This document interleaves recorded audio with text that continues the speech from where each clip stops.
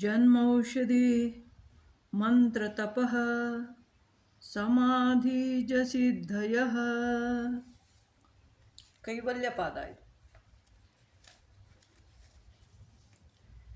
ಜನ್ಮ, ಔಷಧಿಗಳು, ಮಂತ್ರಗಳು, ತಪಸ್ಸುಗಳು ಮತ್ತು ಸಮಾಧಿಯುಗಳಿಂದ ಸಿದ್ಧಗಳು ಹುಟ್ಟುತ್ತವೆ.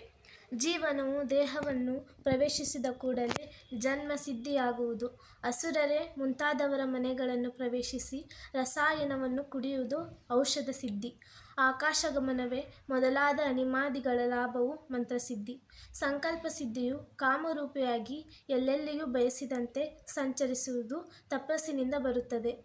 ಸಮಾಧಿಯಿಂದ ಹುಟ್ಟುವ ಸಿದ್ಧಿಗಳು ಹಿಂದೆಯೇ ವ್ಯಾಖ್ಯಾನ ಮಾಡಲಾಗಿದೆ.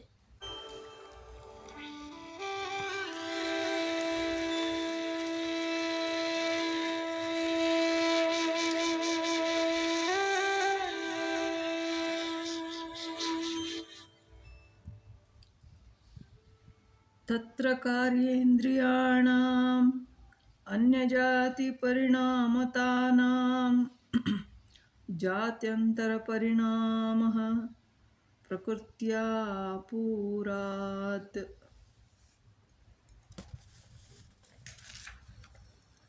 ಒಂದು ಜಾತಿಯ ಶರೀರೇಂದ್ರಿಯಗಳು ಇನ್ನೊಂದು ಜಾತಿಗೆ ಬದಲಾಯಿಸಲ್ಪಟ್ಟಾಗ ಪರಿಣಾಮಗೊಳಿಸುವ ಕಾರಣದ ತುಂಬುವಿಕೆಯಿಂದ ಭಿನ್ನ ಜಾತಿಯ ಬದಲಾವಣೆಯಾಗುತ್ತದೆ. ಹಿಂದಿನ ರೂಪದ ಮರೆಯಾಗುವಿಕೆಯು ಮತ್ತು ಭಿನ್ನ ಜಾತಿಯ ಜನನವು ಹೊಸ ಅವಯವಗಳ ಪ್ರವೇಶದಿಂದ ಆಗುತ್ತದೆ. ಎಂದರೆ ಶರೀರೇಂದ್ರಿಯಗಳನ್ನು ಪರಿಣಾಮಗೊಳಿಸುವ ಕಾರಣಗಳು ಧರ್ಮಾದಿಗಳ ಮೂಲಕ ತಮ್ಮ ತಮ್ಮ ಪರಿಣಿತವಾದ ಕಾರ್ಯಗಳಲ್ಲಿ ಪ್ರವೇಶಿಸಿ ಸಹಾಯವನ್ನು ಮಾಡುತ್ತವೆ. ಧರ್ಮ, ಅಧರ್ಮ, ಜ್ಞಾನ, ಅಜ್ಞಾನ, ಆಸಕ್ತಿ, ವೈರಾಗ್ಯ, ಬಲ, ದುರ್ಬಲ ಇವೇ ಮುಂತಾದವು. ಮನುಷ್ಯ ಜಾತಿಯಲ್ಲಿ ಪರಿಣಿತವಾದ ಕಾಯೇಂದ್ರಿಯಗಳ ದೇವತಿರ್ಯಜಾತಿಯಲ್ಲಿ ಪರಿಣಿತವಾದಾಗ ಪರಿಣಾಮಗೊಳಿಸುವ ಕಾರಣದ ತುಂಬುವಿಕೆಯಿಂದ ಆಗುತ್ತದೆ. ಶರೀರದ ಮೂಲ ಕಾರಣವು ಪೃಥಿವಿಯೇ ಮೊದಲಾದ ಭೂತಗಳು. ಇಂದ್ರಿಯಗಳ ಮೂಲ ಕಾರಣವು ಅಹಂಕಾರ. ಇವು ಅವಯವಗಳ ಪ್ರವೇಶಿಸಿದಾಗ ಈ ತುಂಬುವಿಕೆಯು ಆಗುತ್ತದೆ.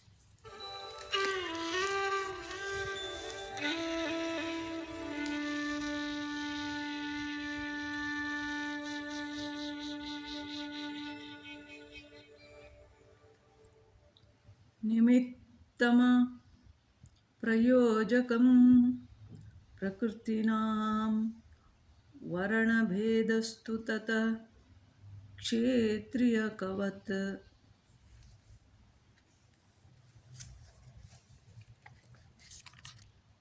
ನಿಮಿತ್ತ ಕಾರಣವು ಪರಿಣಾಮಗೊಳಿಸುವ ಕಾರಣಗಳಿಗೆ ಪ್ರವರ್ತಕವಲ್ಲ, ಆದರೆ ರೈತನಿಗೆ ಆಗುವಂತೆ ಅಡ್ಡಿಯೇ ಹೋಗುತ್ತದೆ.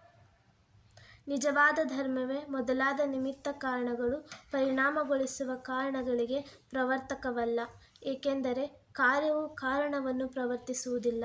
ಹಾಗಾದರೆ ಇದು ಹೇಗೆ? ರೈತನಿಗೆ ಆಗುವಂತೆ ಅಡ್ಡಿಗಳು ಹೋಗುತ್ತವೆ.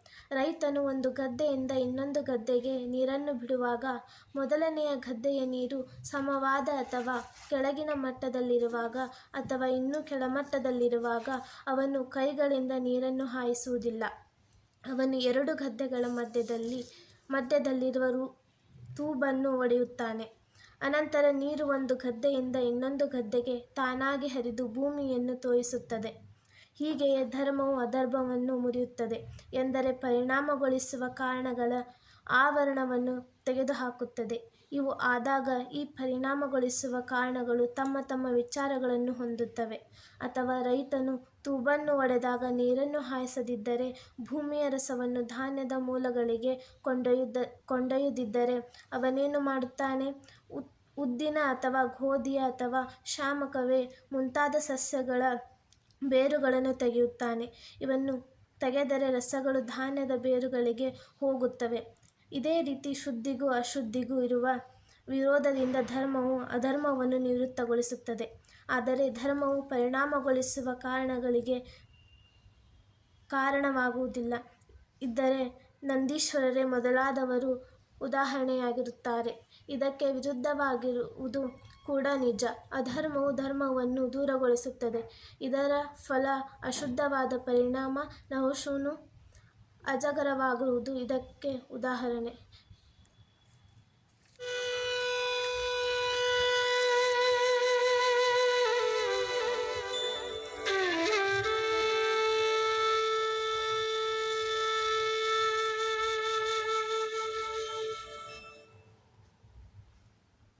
ನಿರ್ಮಾಣಚಿತ್ತಾನ್ಯ ಸ್ಮಿತಾ ಮಾತ್ರಾತ್.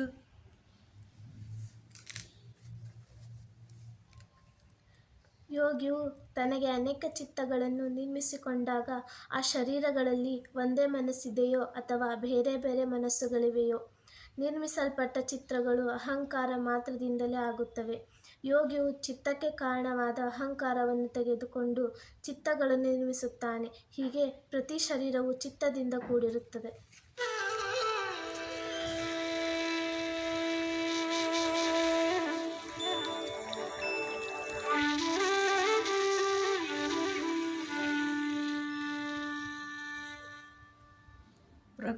ಪ್ರವೃತ್ತಿಭೇದೇ ಪ್ರಯೋಜಕಂ ಚಿತ್ತಮೇಕಮನೇಕಶಾಂ ಅನೇಕೇಷಾಂ.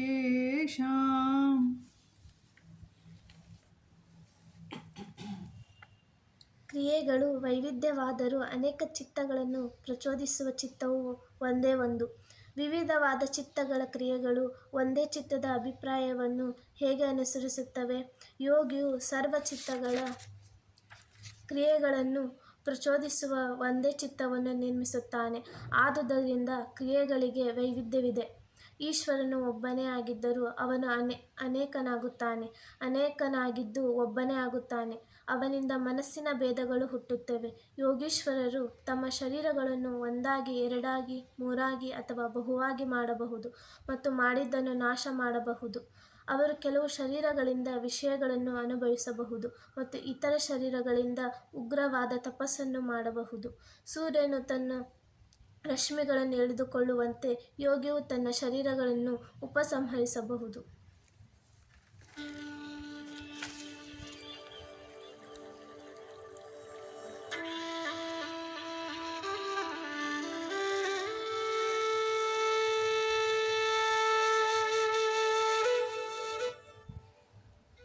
ತತ್ರ ಧ್ಯಾನಜಮನಾಶಯಂ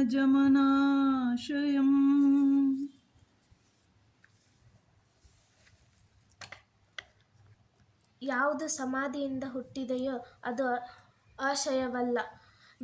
ಆಶಯವನ್ನು ಬಿಡುವುದಿಲ್ಲ. ನಿರ್ಮಾಣವಾದ ಚಿತ್ತಗಳು ಪಂಚವಿಧ: ಜನ್ಮ, ಔಷಧಿ, ಮಂತ್ರ, ತಪಸ್ಸು ಮತ್ತು ಸಮಾಧಿ.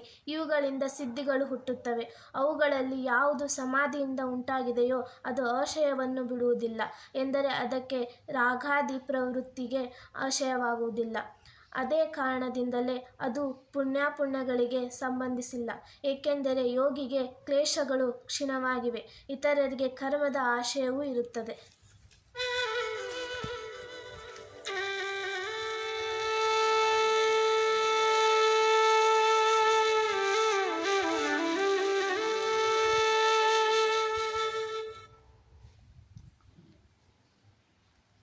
ಯತಃ ಕರ್ಮ ಶುಕ್ಲಾ ಕೃಷ್ಣಂ ಯೋಗಿನಸ್ತ್ರಿವಿಧಮಿತ ರೇಷಾಂ.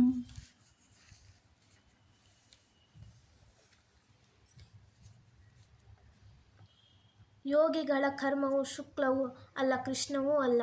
ಇತರರಿಗೆ 3 ವಿಧವಾಗಿರುವುದು. ಕರ್ಮವು 4 ವಿಧ: ಕೃಷ್ಣ, ಶುಕ್ಲ ಕೃಷ್ಣ, ಶುಕ್ಲ ಮತ್ತು ಅಶುಕ್ಲ ಕೃಷ್ಣ. ಇವುಗಳಲ್ಲಿ ಕೃಷ್ಣವು ದುರಾತ್ಮರಿಗೆ ಸೇರಿದ್ದು. ಶುಕ್ಲ ಕೃಷ್ಣವು ಹೊರಗಿನ ಸಾಧನದಿಂದ ಆಗುವುದು. ಇದು ಪರಪೀಡೆ ಮತ್ತು ಅನುಗ್ರಹ ಇವುಗಳ ಮೂಲಕ ಕರ್ಮಾಶಯವನ್ನು ವೃದ್ಧಿಗೊಳಿಸುತ್ತದೆ. ತಪಸ್ಸು, ಸ್ವಾಧ್ಯಾಯ ಮತ್ತು ಧ್ಯಾನ ಇವುಗಳ ಶುಕ್ಲಕ್ಕೆ ಸೇರಿದವು. ಇದು ಕೇವಲ ಮನಸ್ಸನ್ನು ಅವಲಂಬಿಸುವುದರಿಂದ ಸಾಧನೆಗೆ ಅಧೀನವಾಗದೆ ಇತರರಿಗೆ ಪೀಡೆಯನ್ನು ಕೊಡುವುದಿಲ್ಲ. ಕ್ಲೇಶಗಳನ್ನು ಕಳೆದುಕೊಂಡಿರುವವರು ಮತ್ತು ಚರಮದೇಹರು ಆದ ಸನ್ಯಾಸಿಗಳಿಗೆ ಅಶುಕ್ಲ ಅಕೃಷ್ಣವು ಸೇರಿದುದು. ಇವುಗಳಲ್ಲಿ ಯೋಗಿಗೆ ಅಶುಕ್ಲವು ಸೇರಿದುದು, ಏಕೆಂದರೆ ಅವನು ಫಲಸನ್ಯಾಸವನ್ನು ಮಾಡಿರುವನು ಮತ್ತು ಆಧಾರರಹಿತವಾದುದರಿಂದ. ಆ ಕೃಷ್ಣವು ಇತರ ಪ್ರಾಣಿಗಳಿಗೆ ಮೊದಲು ಹೇಳಿದಂತೆ 3 ವಿಧ. ಕೃಷ್ಣವು ತಮಸ್ಸಾದುದರಿಂದ ಪ್ರಾಣಿವಧೆ ಇವೇ ಮುಂತಾದವುಗಳಿಗೆ ಒಯ್ಯುತ್ತದೆ. ಶುಕ್ಲ ಕೃಷ್ಣವು ರಜಸ್ಸಾದುದರಿಂದ ದುಃಖವೇ ಕೊನೆಯಾಗಿರುವ ಸುಖಕ್ಕೆ ಒಯ್ಯುತ್ತದೆ. ಉದಾಹರಣೆಗೆ, ಯಜ್ಞಗಳನ್ನು ಮಾಡುವುದು ಕೇವಲ ಸತ್ವವೇ ಆದ ಶುಕ್ಲವು ಸ್ವಾಧ್ಯಾಯ. ಧ್ಯಾನ ಮೊದಲಾದ ಶುದ್ಧವಾದ ಸುಖಕ್ಕೆ ಒಯ್ಯುತ್ತದೆ. ನಾಲ್ಕನೆಯದು ಗುಣಗಳಿಗೆ ಅತೀಶವಾದುದರಿಂದ ಸುಖ ದುಃಖಗಳ ಹೊರಗೆ ಇದೆ.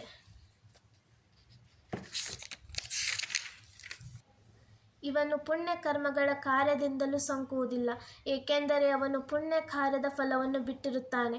ಅವನು ಪಾಪ ಕರ್ಮದ ಫಲವನ್ನು ಅನುಭವಿಸುವುದಿಲ್ಲ, ಏಕೆಂದರೆ ಅವನು ಪಾಪಕರ್ಮಗಳನ್ನು ಯಾವಾಗಲೂ ಮಾಡುವುದಿಲ್ಲ.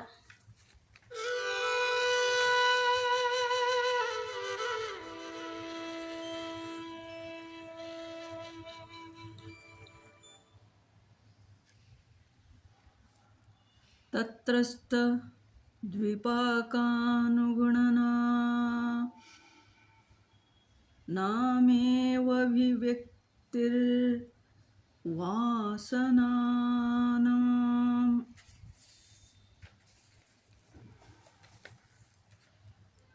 ಅನಂತರ ಆ ಕರ್ಮಗಳ ವಿಪಾಕಕ್ಕನುಸಾರವಾದ ವಾಸನೆಗಳ ಅಭಿವ್ಯಕ್ತಿಯಾಗುತ್ತದೆ.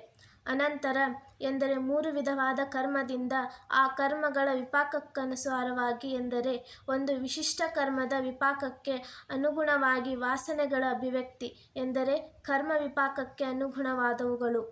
ದೈವಿ ಕರ್ಮಕವು ವಿಪಾಕವಾಗುವಾಗ ನರಕದ, ತಿರರ್ಗಿನ ಅಥವಾ ಮನುಷ್ಯನ ವಾಸನೆಗಳು ಅಭಿವ್ಯಕ್ತವಾಗುವುದಿಲ್ಲವೆಂಬುದು ಇದಕ್ಕೆ ದೃಷ್ಟಾಂತ. ನಿಜವಾದ ದೈವಾನುಗುಣವಾದ ವಾಸನೆಗಳೇ ಅಭಿವ್ಯಕ್ತವಾಗುತ್ತವೆ. ಆ ಯುಕ್ತಿಯೇ ನರಕ, ತಿರರ್, ಮನುಷ್ಯರ ವಿಷಯದಲ್ಲಿಯೂ ಅನ್ವಯಿಸುತ್ತದೆ.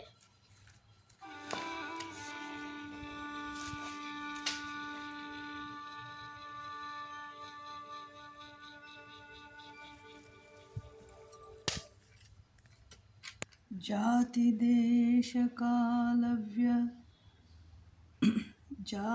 ದೇಶ ಕಾಲ ವ್ಯವಹಿತಾನಾಂ ಅಪ್ಯಾನಂತರ್ಯಂ ಸ್ಮೃತಿ ಸಂಸ್ಕಾರಯೋರೇಕರೂಪತ್ವಾತ್.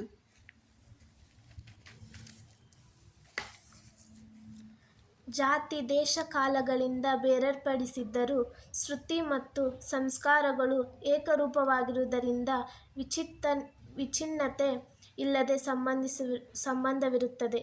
ಬೇಕಾಗಿ ಜನ್ಮ ತಾಳುವ ಕರ್ಮ ವಿಪಾಕವು ತನ್ನನ್ನು ಪ್ರಕಾಶಗೊಳಿಸುವ ಕರ್ಮದ ಸಹಾಯದಿಂದ ಅಭಿವ್ಯಕ್ತವಾಗುತ್ತದೆ. ಕರ್ಮ ವಿಪಾಕಕ್ಕೂ ಮತ್ತು ಅದರ ಪ್ರಕಾಶಕ್ಕೂ ಮಧ್ಯದಲ್ಲಿ 100 ಜನ್ಮಗಳಿದ್ದರೂ ಅಥವಾ ದೇಶವಿದ್ದರೂ ಅಥವಾ ಕಲ್ಪಶತವಿದ್ದರೂ ಪ್ರಕಾಶವು ಅಭಿವ್ಯಕ್ತವಾದರೆ ಮಾತ್ರ ವಿಪಾಕವು ಕೆಲಸ ಮಾಡುವುದು. ಪೂರ್ವದಲ್ಲಿ ಅನುಭೂತವಾದ ಬೆಕ್ಕಿನ ವಿಪಾಕದ ಅಭಿಸಂಸ್ಕೃತವಾದ ವಾಸನೆಗಳನ್ನು ತೆಗೆದುಕೊಂಡು ವ್ಯಕ್ತವಾಗುತ್ತದೆ. ಇದು ಹೇಗೆ? ವಾಸನೆಗಳು ಬೇರೆಯಾಗದಿದ್ದರೂ ಹಿಂದಿನ ಕರ್ಮಕ್ಕೆ ಸದೃಶವಾದ ಕರ್ಮದಿಂದ ಅದು ಅಭಿವ್ಯಕ್ತವಾಗುತ್ತದೆ. ಹೀಗೆ ವಾಸನೆಗಳ ಅವಿಚ್ಛಿನ್ನತೆ ಇರುತ್ತದೆ. ಇದು ಹೇಗೆ ಆಗುತ್ತದೆ? ಸ್ಮೃತಿಗೂ ಮತ್ತು ಸಂಸ್ಕಾರಕ್ಕೂ ಇರುವ ಏಕರೂಪತೆಯಿಂದ. ಎಂದರೆ ಅನುಭವವು ಹೇಗೋ ಹಾಗೆ ಸಂಸ್ಕಾರಗಳು, ಇವುಗಳು ಕರ್ಮ ವಾಸನೆಗೆ ಅನುರೂಪಗಳಾಗಿರುತ್ತವೆ. ಮತ್ತು ವಾಸನೆಗಳು ಹೇಗೋ ಹಾಗೆ ಶ್ರುತಿಯು ಜನ್ಮ ದೇಶ ಕಾಲಗಳಿಂದ ಬೇರ್ಪಟ್ಟಿದ್ದರೂ ಶ್ರುತಿಯು ಸಂಸ್ಕಾರಗಳ ಬೆನ್ನಟ್ಟುತ್ತದೆ. ಪುನಃ ಈ ಶ್ರುತಿಯು ಸಂಸ್ಕಾರಗಳಿಗೆ ಜನ್ಮವನ್ನು ಕೊಡುತ್ತದೆ. ಹೀಗೆ ಶ್ರುತಿಯಿಂದ ಉಂಟಾಗುವ ಸಂಸ್ಕಾರಗಳು ಕರ್ಮಾಶಯದ ಕೆಲಸದಿಂದ ಅಭಿವ್ಯಕ್ತವಾಗುತ್ತವೆ. ಅವು ಬೇರೆ ಬೇರೆಯಾದಿದ್ದರೂ ಕಾರಣ-ಕಾರ್ಯದ ಸಂಬಂಧವು ತಪ್ಪುವುದಿಲ್ಲ. ಇದರಿಂದ ಅವಿಚ್ಛಿನ್ನತೆಯು ಸಿದ್ಧವಾಗುತ್ತದೆ. ಹೇಗೆ ಒಂದು ಕ್ಷಣಿಕ ಕರ್ಮದ ಅಪೂರ್ವವು ಸ್ಥಾಯಿಯಾಗಿರುತ್ತದೆಯೋ ಹಾಗೆಯೇ ಕ್ಷಣಿಕವಾದ ಅನುಭವದಿಂದ ಹುಟ್ಟಿದ ಸಂಸ್ಕಾರವು ಸ್ಥಾಯಿಯಾಗಿರುತ್ತದೆ.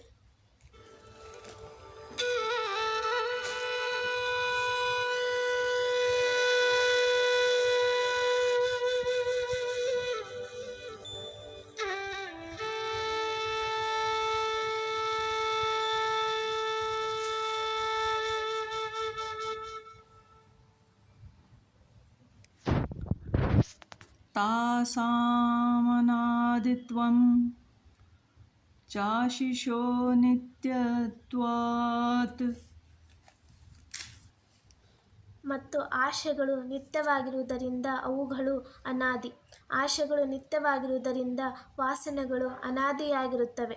ನಾನು ಎಂದಿಗೂ ಇಲ್ಲದಂತೆ ಆಗದಿರಲಿ, ನಾನು ಎಂದಿಗೂ ಇರುವಂತಾಗಲಿ ಎಂಬ ಈ ಸ್ವಾರ್ಥದ ಆಶೆಯು ಎಲ್ಲರಲ್ಲಿದ್ದರೂ ಅದು ಸ್ವಾಭಾವಿಕವಾದುದಲ್ಲ.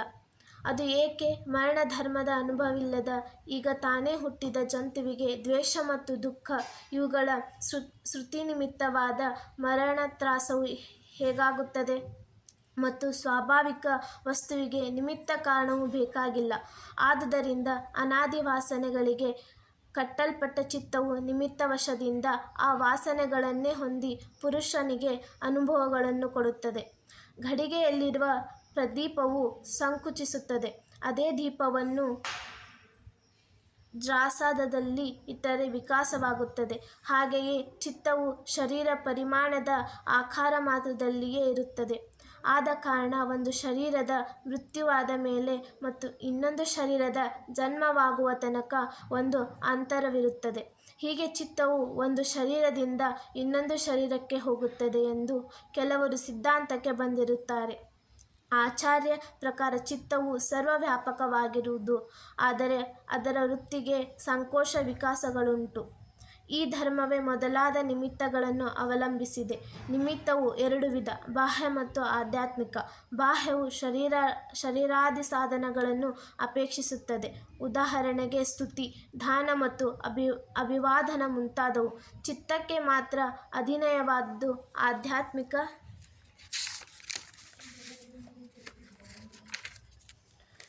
ಶ್ರದ್ಧೆಯೇ ಮೊದಲಾದವು ಈ ವರ್ಗಕ್ಕೆ ಸೇರಿದವು. ಈ ಅರ್ಥದಲ್ಲಿ ಹೀಗೆ ಹೇಳಿದ್ದಾರೆ: ಮೈತ್ರಿ ಮೊದಲಾದವು ದಾನ ಮಾಡುವವರಿಗೆ ವಿಹಾರಗಳು. ಅವುಗಳಿಗೆ ಬಾಹ್ಯ ಸಾಧನವು ಅವಶ್ಯಕವಿಲ್ಲ. ಅವು ಪ್ರಕೃಷ್ಟವಾದ ಧರ್ಮವನ್ನು ತರುವವು. ಈ ಎರಡೂ ಸಾಧನಗಳಲ್ಲಿ ಮಾನಸವು ಬಲೀಯವಾಗಿರುತ್ತದೆ. ಅದು ಹೇಗೆ? ಜ್ಞಾನ ಮತ್ತು ವೈರಾಗ್ಯ ಇವುಗಳನ್ನು ಅತಿಶಯಿಸುವುದು ಬೇರೆ ಇನ್ನಾವುದಿದೆ?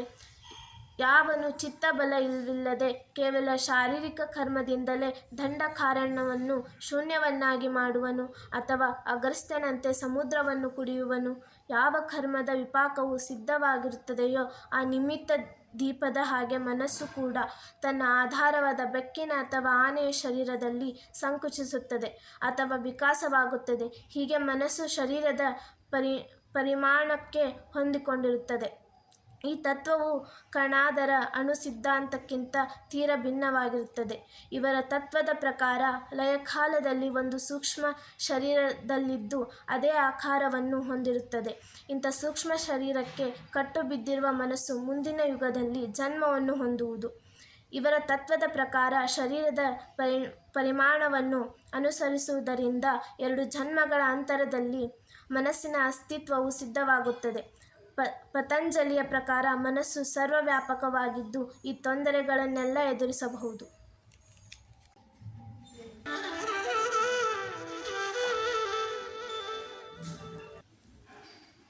ಹೇತು ಫಲಾಶ್ರಯಾಲಂಬನೈ ಸಂಗೃಹೀತತ್ವಾ ದೇಶಾಮಭಾವೇ ತದಭಾವಃ. ಹೇತು, ಫಲ, ಆಶ್ರಯ ಮತ್ತು ಆಲಂಬನ ಇವುಗಳಿಂದ ಕೂಡಿರುವುದರಿಂದ ಅವುಗಳಿಲ್ಲದಿದ್ದರೆ ವಾಸನೆಗಳು ಇರುವುದಿಲ್ಲ. ಹೇತು, ಧರ್ಮದಿಂದ ಸುಖವಾಗುತ್ತದೆ ಮತ್ತು ಅಧರ್ಮದಿಂದ ದುಃಖವಾಗುತ್ತದೆ. ಸುಖದಿಂದ ರಾಗವು ಬೆಳೆಯುತ್ತದೆ ಮತ್ತು ದುಃಖದಿಂದ ದ್ವೇಷವು ಬೆಳೆಯುತ್ತದೆ ಮತ್ತು ಇವುಗಳಿಂದ ಪ್ರಯತ್ನವಾಗುತ್ತದೆ. ಪ್ರಯತ್ನದ ಮೂಲಕ ಮನಸ್ಸಿನಿಂದಲೂ ವಾಕಿನಿಂದಲೂ ಕಾಯದಿಂದಲೂ ಮನುಷ್ಯನನ್ನು ಪರಿಸ್ಪಂದಿಸುತ್ತಾನೆ. ಅದರ ಮೂಲಕ ಇತರರಿಗೆ ಅನುಗ್ರಹ ಮಾಡುತ್ತಾನೆ ಅಥವಾ ಹಿಂಸೆ ಮಾಡುತ್ತಾನೆ. ಇದರಿಂದ ಧರ್ಮಗಳು ಸುಖ ದುಃಖಗಳು ರಾಗದ್ವೇಷಗಳು ಆಗುತ್ತವೆ. ಹೀಗೆ 6 ಅರೆಗಳಿರುವ ಚಕ್ರವು ತಿರುಗುತ್ತದೆ. ಅದು ಪ್ರತಿಕ್ಷಣವು ತಿರುಗುತ್ತಿರುವಾಗ ಸರ್ವಕ್ಷೇಲಗಳಿಗೂ ಮೂಲವಾದ ಅವಿದೆಯೇ ಪ್ರೇರಕ ಶಕ್ತಿ. ಇದೇ ಹೇತು. ಫಲವು ಧರ್ಮಾದಿಗಳ ಅಸ್ತಿತ್ವವನ್ನು ಅವಲಂಬಿಸಿದೆ. ಅದು ಹೊಸದಾಗಿ ಏನನ್ನೂ ತರುವುದಿಲ್ಲ. ಮನಸ್ಸು ತನ್ನ ಕೆಲಸವನ್ನು ಮುಗಿಸದೇ ಇದ್ದಾಗ ವಾಸನೆಗಳಿಗೆ ಆಶ್ರಯವಾಗುತ್ತದೆ. ಮನಸ್ಸಿನ ಕೆಲಸವು ಮುಗಿದಾಗ ವಾಸನೆಗಳು ನಿರಾಶ್ರಯವಾಗಿ ಉಳಿಯುವುದಿಲ್ಲ. ಯಾವುದೋ ಒಂದು ವಸ್ತುವು ವಾಸನೆಗಳನ್ನು ಅಭಿವ್ಯಕ್ತ ಮಾಡಲು ಹೋಲುತ್ತಿರುವಾಗ ಅದೇ ವಾಸನೆಗಳ ಅವಲಂಬನೆ ಹೀಗೆ ಹೇತು. ಫಲ, ಆಶ್ರಯ ಮತ್ತು ಅವಲಂಬನ ಇವುಗಳಿಂದ ವಾಸನೆಗಳು ಕೂಡಿರುವಾಗ ಹೇತುವೆ ಮೊದಲಾದವುಗಳು ಇಲ್ಲದಿದ್ದರೆ ಅವುಗಳನ್ನು ಅವಲಂಬಿಸಿರುವ ವಾಸನೆಗಳು ಹೋಗುವವು.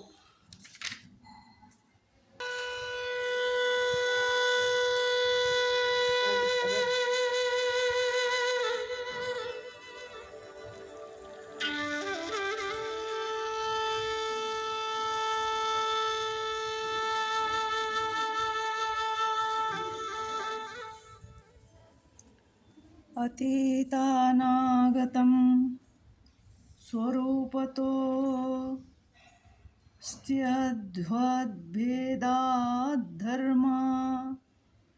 ಧರ್ಮಾಣಾಂ ಅತೀತಾನಾಗತಂ ಸ್ವರೂಪತೋ ಸ್ಯ ಧ್ವಭೇದಾಧರ್ಮಾಣಾಂ.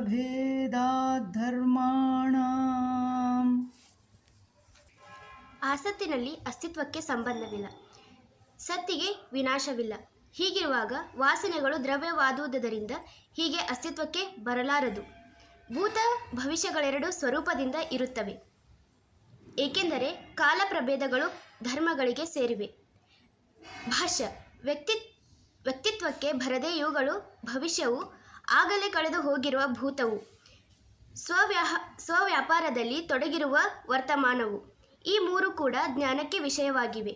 ಇವುಗಳಲ್ಲಿ ಯಾವುದಾದರೂ ಸ್ವರೂಪದಿಂದ ಇಲ್ಲದೆ ಹೋಗಿದ್ದರೆ ಅದು ಜ್ಞಾನಕ್ಕೆ ವಿಷಯವಾಗುತ್ತಿರಲಿಲ್ಲ, ಮತ್ತು ವಿಷಯವಿಲ್ಲದೆ ಹೋಗಿದ್ದಾಗ ಜ್ಞಾನ ಉಂಟಾಗುವುದಿಲ್ಲ.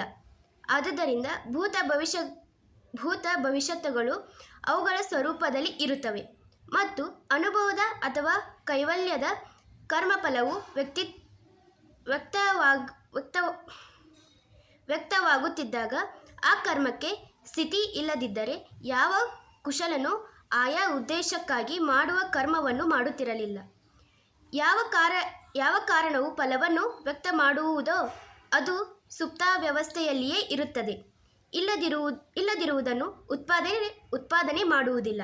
ನಿಜವಾಗಿ ಪ್ರಸಿದ್ಧವಾದ ತನ್ನ ಫಲಕ್ಕೆ ವಿಶೇಷಣಾಗ್ರಹವನ್ನು ಮಾಡುತ್ತದೆ, ಹೊಸದಾದುದನ್ನು ಸೃಷ್ಟಿಸುವುದಿಲ್ಲ. ವಸ್ತು ಅನೇಕ ಧರ್ಮ ಸ್ವಭಾವವುಳ್ಳದಾಗಿದೆ. ಈ ವಸ್ತುವಿನ ಕಾಲ ಪ್ರಭೇದದಿಂದ ಧರ್ಮಗಳು ಒಂದರ ಹಿಂದೆ ಒಂದು ಬರುತ್ತವೆ.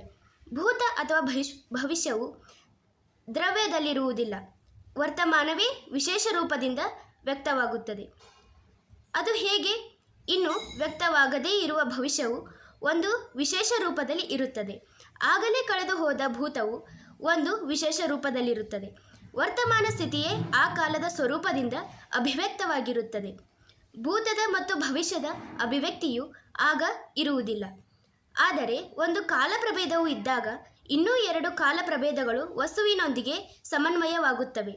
ಈ ಮೂರು ಕಾಲ ಪ್ರಭೇದಗಳು ಅಸ್ತಿತ್ವಕ್ಕೆ ಬರದೇ ಇದ್ದು ಮುಂದೆಯೂ ಕಾಣಿಸಿಕೊಳ್ಳುವುದಿಲ್ಲ.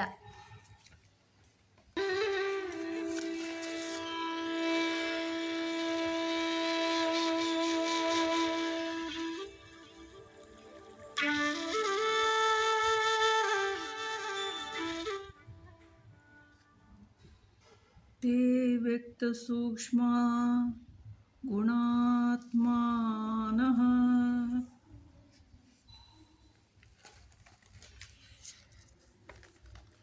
ಇವು ಕಾಲ ಪ್ರಭೇದದಿಂದ ಕೂಡಿದ ಧರ್ಮಗಳು. ವ್ಯಕ್ತವಾಗುವವು ವರ್ತಮಾನವು, ಭೂತ ಮತ್ತು ಭವಿಷ್ಯ. ಇವುಗಳು ಸೂಕ್ಷ್ಮ ರೂಪದಿಂದ 6 ವಿಶೇಷ ರೂಪಗಳು ಬರುತ್ತವೆ. ಇದೆಲ್ಲವೂ ಗುಣದ ಸನ್ನಿವೇಶದ ವಿಷಯಗಳು. ಆದುದರಿಂದ ಪರಮಾರ್ಥವಾಗಿಲ್ಲ, ಇವೆಲ್ಲ ಗುಣಗಳ ಸ್ವರೂಪವೇ ಆಗಿದೆ. ಈ ಅರ್ಥದಲ್ಲಿ ಈ ಶಾಸ್ತ್ರದ ಅನುಶಾಸನವೂ ಇದೆ. ಗುಣಗಳ ಪರರೂಪವು ದೃಷ್ಟಿಪಥಕ್ಕೆ ಬೀಳುವುದಿಲ್ಲ. ಯಾವುದೋ ದೃಷ್ಟಿಪಥಕ್ಕೆ ಬೀಳುತ್ತದೆಯೋ ಅದು ಮಾಯೆಯೇ, ಹಾಗೆ ತುಚ್ಛ.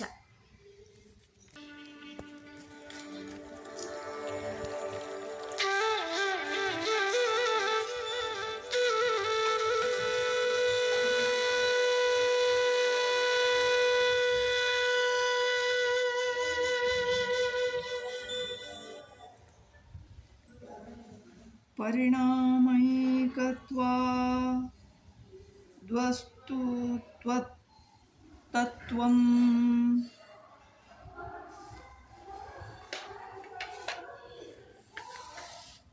ಪ್ರಕಾಶ, ಕ್ರಿಯೆ ಮತ್ತು ಸ್ಥಿತಿ ಇವುಗಳುಳ್ಳವು ಗುಣಗಳು ಕರಣ ಸ್ವರೂಪವಾಗಿರುವಾಗ ಅವುಗಳ ಪರಿಣಾಮ ಒಂದೇ ಒಂದು. ಉದಾಹರಣೆಗೆ ಶ್ರೋತ್ರೇಂದ್ರಿಯ ಇದೇ ಗುಣಗಳು ವಸ್ತು ಸ್ವರೂಪವಾಗಿ ಪ್ರಕಾರ, ಕ್ರಿಯೆ ಮತ್ತು ಸ್ಥಿತಿ ಇವುಗಳುಳ್ಳ ಗುಣಗಳು ಕರಣ ಸ್ವರೂಪವಾಗಿರುವಾಗ ಅವುಗಳ ಪರಿಣಾಮವು ಒಂದೇ ಒಂದು. ಉದಾಹರಣೆಗೆ ಶ್ರೋತ್ರೇಂದ್ರಿಯ ಇದೇ ಗುಣಗಳು ವಸ್ತು ಸ್ವರೂಪವಾಗಿ ಮಾರ್ಪಾಡನ್ನು ಹೊಂದಿದಾಗ ಶಬ್ದದಲ್ಲಿ ಇನ್ನೊಂದು ಮಾರ್ಪಾಡಾಗುತ್ತದೆ. ಶಬ್ದಾದಿ ಗುಣಗಳು ಮೂರ್ತಿ ಮತ್ತಾದಾಗ ಇವು ತನ್ಮಾತ್ರದ ಆವಯವಾಗಿರುವ ಪೃಥ್ವಿ ಪರಮಾಣುವಾಗುತ್ತವೆ. ಇವು ಶಬ್ದಾದಿಗಳು ಮೂರ್ತಿ ಮತ್ತಾದಾಗ ಇವು ತನ್ಮಾತ್ರದ ಅವಯವವಾಗಿರುವಾಗ ಪೃಥ್ವಿ ಶಬ್ದಾದಿಗಳು ಮೂರ್ತಿ ಮತ್ತಾದಾಗ ಅವು ತನ್ಮಾತ್ರದ ಅವಯವವಾಗಿರುವ ಪೃಥ್ವಿ ಪರಮಾಣುವಾಗುತ್ತವೆ. ಇವುಗಳಲ್ಲಿ ಪೃಥ್ವಿ ಪರಿಣಾಮವು ಒಂದೇ ಒಂದು. ಉದಾಹರಣೆಗೆ ಭೂಮಿ, ಗೋವು, ಮರ ಮತ್ತು ಪರ್ವತ. ಇನ್ನು ಮಿಕ್ಕ ಭೂತಗಳಲ್ಲಿಯೂ ಸ್ನೇಹ, ಔಷ್ಣ್ಯ, ರಸತ್ವ, ಆಕಾಶ ಈ ತನ್ಮಾತ್ರಗಳ ಆಧಾರದ ಮೇಲೆ ಸಾಮಾನ್ಯವಾದ ಏಕಾಂಶ ವಿಕಾರಗಳ ಪ್ರಾರಂಭವನ್ನು ಹೇಳಬಹುದು. ನಿಜವಾಗಿ ವಿಜ್ಞಾನಕ್ಕಿಂತ ಬೇರೆಯಾದ ವಿಷಯವಿಲ್ಲ. ಸ್ವಪ್ನವೇ ಮೊದಲಾದವುಗಳು. ಹಾಗೆ ವಿಷಯವಿಲ್ಲದೆ ವಿಜ್ಞಾನವಿರಬಹುದು. ವಿಜ್ಞಾನವಾದಿಗಳು ಹೀಗೆ ವಾದ ಮಾಡುತ್ತಾ ವಸ್ತುರೂಪವನ್ನು ನಿರಾಕರಿಸುತ್ತಾರೆ. ಅವರು ಹೀಗೆ ಹೇಳುತ್ತಾರೆ: ಸ್ವಪ್ನದಲ್ಲಿ ಕಂಡ ವಸ್ತುವಿನಂತೆ ಜ್ಞಾನವು ಕೇವಲ ಪರಿಕಲ್ಪನಾ ಮಾತ್ರ. ಪರಮಾರ್ಥವಾಗಿ ವಸ್ತುವಿಲ್ಲ. ಪರಿಕಲ್ಪಿತವಾದ ಜ್ಞಾನದ ಬಲದಿಂದ ಅವರು ಉಪಸ್ಥಿತವಾದ ಮತ್ತು ತನ್ನ ಮಹಾತ್ಮ್ಯವೇ ಉಳ್ಳ ವಸ್ತುವನ್ನು ನಿರಾಕರಿಸುತ್ತಾರೆ. ಅವರು ತಮ್ಮ ವಿಕಲ್ಪ ಜ್ಞಾನದಲ್ಲಿ ವಸ್ತುರೂಪವನ್ನು ಯಥಾರ್ಥವಾಗಿ ಗುರುತಿಸಿದರೂ ಅದರ ಅಸ್ತಿತ್ವವನ್ನು ನಿರಾಕರಿಸುತ್ತಾರೆ. ಇಂತಹ ಮಾತಿನಲ್ಲಿ ಶ್ರದ್ಧೆ ಇಡುವುದು ಹೇಗೆ?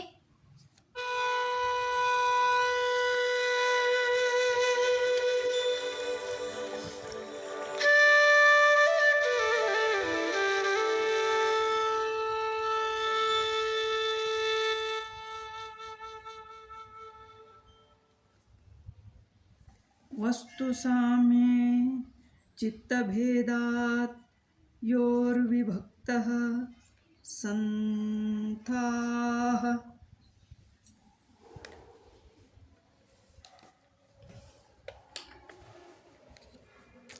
ಚಿತ್ತಗಳು ಬೇರೆ ಬೇರೆಯಾಗಿದ್ದರೂ ವಸ್ತು ಒಂದೇ ಆಗಿರುತ್ತದೆ. ಬೇರೆಯಾಗಿರಬೇಕು. ಒಂದೇ ವಸ್ತುವು ಬಹುಚಿತ್ತಗಳ ಸಾಧಾರಣವಾದ ಅವಲಂಬನೆಯಾಗಿರುತ್ತದೆ. ಈ ಸಾಧಾರಣವಾದ ವಸ್ತುವು ಒಂದೇ ಚಿತ್ತದ ಕಲ್ಪನೆಯಾಗಿರಲಾರದು. ಅನೇಕ ಚಿತ್ತಗಳ ಪರಿಕಲ್ಪನೆಯೂ ಅಲ್ಲ. ನಿಜವಾಗಿ ಸ್ವಪ್ರತಿಷ್ಠಿತವಾಗಿದೆ. ಅದು ಹೇಗೆ? ಚಿತ್ತಗಳಲ್ಲಿ ಭೇದವಿದ್ದರೂ ವಸ್ತುವು ಒಂದೇ ಆಗಿರುತ್ತದೆ.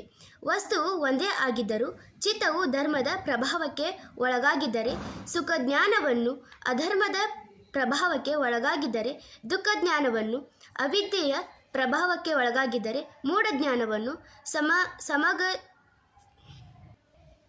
ಸಮಜ್ಞಾನದ ಪ್ರಭಾವಕ್ಕೆ ಒಳಗಾಗಿದ್ದರೆ ಉದಾಸೀನ ಜ್ಞಾನವು ಹೊಂದುತ್ತದೆ. ಹೀಗಿರುವಾಗ ಯಾರ ಚಿತ್ತದಲ್ಲಿ ಇದು ಕಲ್ಪಿತವಾದುದು? ಇನ್ನೊಬ್ಬರ ಚಿತ್ತದಲ್ಲಿ ಪರಿಕಲ್ಪಿತವಾದ ವಸ್ತುವಿನಿಂದ ಮತ್ತೊಬ್ಬರ ಚಿತ್ತವು ಆಸಕ್ತವಾಗುವುದು ಎನ್ನುವುದು ಸರಿಯಲ್ಲ. ಆದುದರಿಂದ ವಸ್ತುವಿಗೂ ಮತ್ತು ಅದರ ಜ್ಞಾನಕ್ಕೂ ಬೇರೆ ಕಾರಣಗಳಿರಬೇಕು. ಏಕೆಂದರೆ ಗ್ರಹಿಸಲ್ಪಟ್ಟದ್ದು ಮತ್ತು ಗ್ರಹಣ ಮಾಡುವುದು ಭಿನ್ನವು. ಇವೆರಡು ಸಂಕರಣದ ಗಂಧವೂ ಇರುವುದಿಲ್ಲ. ಸಾಂಖ್ಯ ಪಕ್ಷದಲ್ಲಿ ಪ್ರತಿಯೊಂದು ವಸ್ತುವು ತ್ರಿಗುಣಾತ್ಮಕವಾಗಿರುತ್ತದೆ. ಈ ಗುಣಗಳು ಚಲಿಸುತ್ತವೆ. ಆದುದರಿಂದ ಒಂದು ವಸ್ತುವು ಧರ್ಮದೀನ ನಿಮಿತ್ತದ ಅಪೇಕ್ಷೆಯಿಂದ ಚಿತ್ತಗಳೊಂದಿಗೆ ಸಂಬಂಧಿಸಲ್ಪಟ್ಟಿದೆ. ಹೀಗೆ ಧರ್ಮಾದಿ ನಿಮಿತ್ತದ ಅನುಗುಣವಾಗಿ ಒಂದು ವಸ್ತುವು ಒಂದು ಚಿತ್ತದ ಜ್ಞಾನಕ್ಕೆ ಕಾರಣವಾಗುತ್ತದೆ.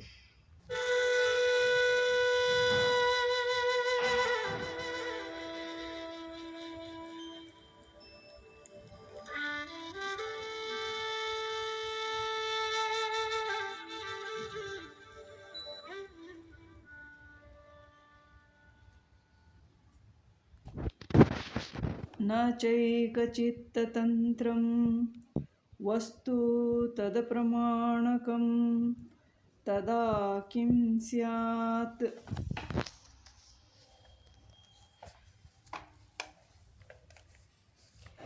ಕೆಲವರು ಹೀಗೆ ಹೇಳುತ್ತಾರೆ, ವಸ್ತು ಜ್ಞಾನದೊಂದಿಗೆ ಅಸ್ತಿತ್ವಕ್ಕೆ ಬರಬೇಕು, ಏಕೆಂದರೆ ಸುಖ ಮೊದಲಾದವುಗಳ ಹಾಗೆ ಅದು ಅನುಭವಕ್ಕೆ ಬರಬೇಕಾಗಿದೆ.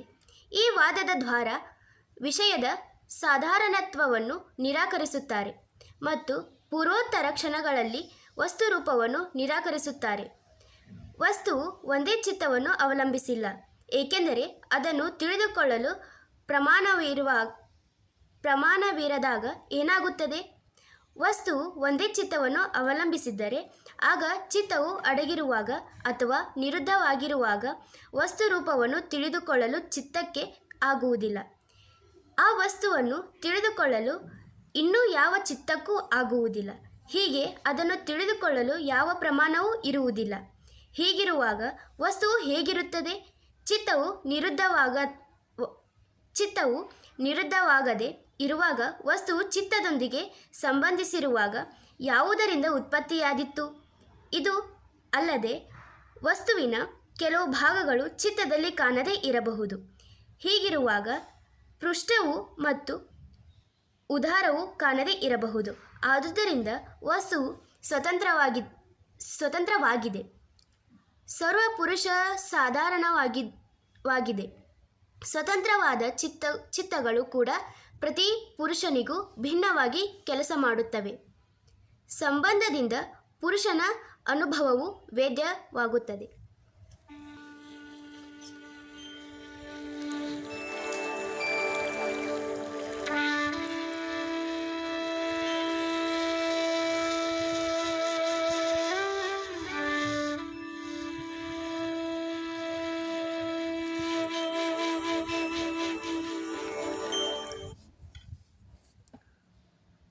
ತದುಪರಾಗಾಪೇಕ್ಷಿತ್ವಾ ಚಿತ್ತಸ್ಯ ವಸ್ತು ಜ್ಞಾತಾಜ್ಞಾತಂ.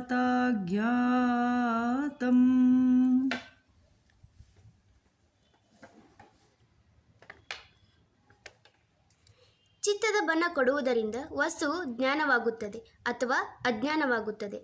ಅಯಸ್ಕಾಂತ ಮಣಿಯಂತೆ ಇರುವ ವಿಷಯಗಳು ಕಬ್ಬಿಣದ ಸ್ವಭಾವದಂತಿರುವ ಚಿತ್ತದೊಂದಿಗೆ ಸಂಬಂಧಿಸಲ್ಪಟ್ಟು ಬಣ್ಣವನ್ನು ಕೊಡುತ್ತದೆ. ವಸ್ತುವಿನಿಂದ ಉಪರಕ್ತವಾದ ಚಿತ್ತವು ಜ್ಞಾನವಾಗುತ್ತದೆ, ಆದರೆ ಇದಕ್ಕಿಂತ ಬೇರಾದ ಅಜ್ಞಾನವಾಗುತ್ತದೆ. ವಸ್ತುವು ಜ್ಞಾನವೂ ಅಜ್ಞಾತವೂ ಆಗಿರುವುದರಿಂದ ಚಿತ್ತವು ಪರಿಣಾಮವುಳ್ಳದಾಗಿರುತ್ತದೆ.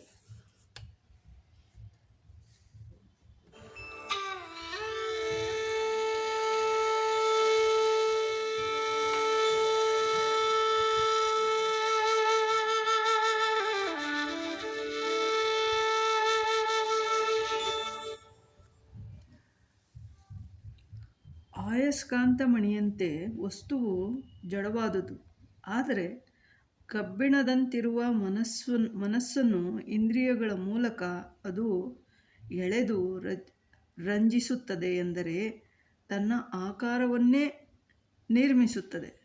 ಚಿತ್ತಶಕ್ತಿಯ ಪ್ರತಿಬಿಂಬವು ಚಿತ್ತದರ್ಪಣವನ್ನು ಪ್ರವೇಶಿಸುವುದರಿಂದ ಚಿತ್ತಕ್ಕೆ ಇದು ಸಾಧ್ಯವಾಗುತ್ತದೆ. ಚಿತ್ತಕ್ಕೆ ಪರಿಣಾಮವಿಲ್ಲದಿದ್ದರೆ ವಸ್ತುವು ಜ್ಞಾತವೂ ಆಗುತ್ತಿರಲಿಲ್ಲ, ಅಜ್ಞಾತವೂ ಆಗುತ್ತಿರಲಿಲ್ಲ. ಸದಾ ಜ್ಞಾತಾಶ್ಚಿತ್ತವೃತ್ತಯ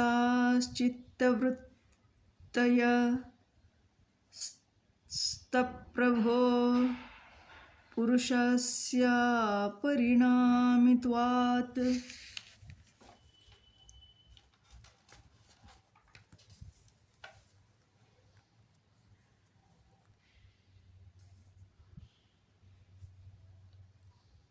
ಯಾವನಿಗೆ ಚಿತ್ತವು ವಿಷಯವಾಗಿದೆಯೋ ಅಂಥವನಿಗೆ ಚಿತ್ತವೃತ್ತಿಗಳು ಯಾವಾಗಲೂ ಜ್ಞಾನವಾಗಿರುತ್ತವೆ, ಏಕೆಂದರೆ ಅದರ ಪ್ರಭುವಾದ ಪುರುಷನು ಅಪರಿಣಾಮಿಯು. ಚಿತ್ತದ ಹಾಗೆ ಪ್ರಭುವಾದ ಪುರುಷನು ಕೂಡ ಪರಿಣಮಿಸಿದರೆ ಶಬ್ದಗಳಂತೆ ತನ್ನ ವಿಷಯವಾದ ಚಿತ್ತವೃತ್ತಿಗಳು ಕೂಡ ಜ್ಞಾನವು ಮತ್ತು ಅಜ್ಞಾನವೂ ಆಗುತ್ತದೆ. ನಿಜವಾಗಿ ಚಿತ್ತವು ಅದರ ಸ್ವಾಮಿಯಾದ ಪುರುಷನಿಗೆ ಯಾವಾಗಲೂ ಜ್ಞಾತವಾಗಿರುತ್ತವೆ. ಇದರಿಂದ ಪುರುಷನು ಅಪರಿಣಾಮಿ ಎಂದು ಗೊತ್ತಾಗುತ್ತದೆ.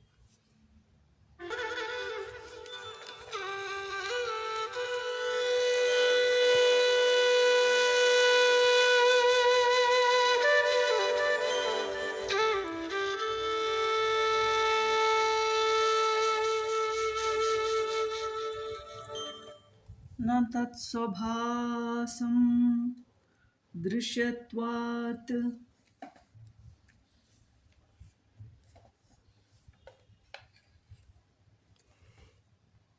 ಚಿತ್ತವು ಅಗ್ನಿಯ ಹಾಗೆ ತನ್ನನ್ನು ತಾನೇ ಪ್ರಕಾಶಿಸುತ್ತದೆ ಮತ್ತು ವಿಷಯಗಳನ್ನು ಪ್ರಕಾಶಿಸುತ್ತದೆ ಎಂಬ ಸಂದೇಹವು ಬಂದರೆ ಚಿತ್ತವು ತನ್ನನ್ನು ತಾನೇ ಪ್ರಕಾಶಿಸಲಾರದು, ಏಕೆಂದರೆ ಅದು ದೃಶ್ಯವಾಗುತ್ತದೆ. ಇಂದ್ರಿಯಗಳು ಮತ್ತು ಶಬ್ದಾದಿಗಳು ದೃಶ್ಯವಾಗಿದ್ದು ಹೇಗೆ ತನ್ನನ್ನು ತಾನೇ ಬೆಳಗಲಾರದೋ ಹಾಗೆಯೇ ಮನಸ್ಸು ಕೂಡ ಸ್ವಯಂ ಪ್ರಕಾಶವಲ್ಲ. ಇಲ್ಲಿ ಅಗ್ನಿಯು ದೃಷ್ಟಾಂತವಾಗಿರಲಾರದು, ಏಕೆಂದರೆ ಅಗ್ನಿಯು ಬೆಳಕಿಲ್ಲದೆ ಇದ್ದ ತನ್ನನ್ನು ಪ್ರಕಾಶ ಮಾಡಲಾರದು. ಪ್ರಕಾಶ್ಯ ಮತ್ತು ಪ್ರಕಾಶಕ ಇವುಗಳಿಂದ ಸಂಬಂಧವಿದ್ದರೆ ಪ್ರಕಾಶವನ್ನು ನೋಡಬಹುದು. ಅಂತಹ ಸಂಯೋಗವನ್ನು ಅಗ್ನಿಯ ಸ್ವರೂಪದಲ್ಲಿ ನೋಡುವುದಕ್ಕೆ ಸಾಧ್ಯವಿಲ್ಲ. ಮತ್ತು ಚಿತ್ತವು ಸ್ವಯಂ ಪ್ರಕಾಶವು ಎಂದರೆ ಯಾವನಿಗೂ ಅದು ಗ್ರಾಹ್ಯವಲ್ಲ ಎಂದು ಅರ್ಥ.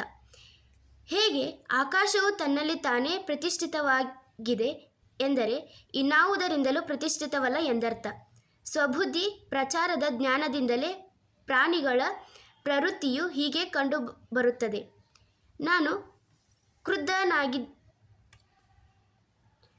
ನಾನು ಕ್ರುದ್ಧನಾಗಿದ್ದೇನೆ, ನಾನು ಭಯಗೊಂಡಿದ್ದೇನೆ, ನನಗೆ ಇಲ್ಲಿ ಪ್ರೀತಿ ಇದೆ ಮತ್ತು ನನಗೆ ಇಲ್ಲಿ ಕ್ರೋಧವಿದೆ. ಸ್ವಬುದ್ಧಿ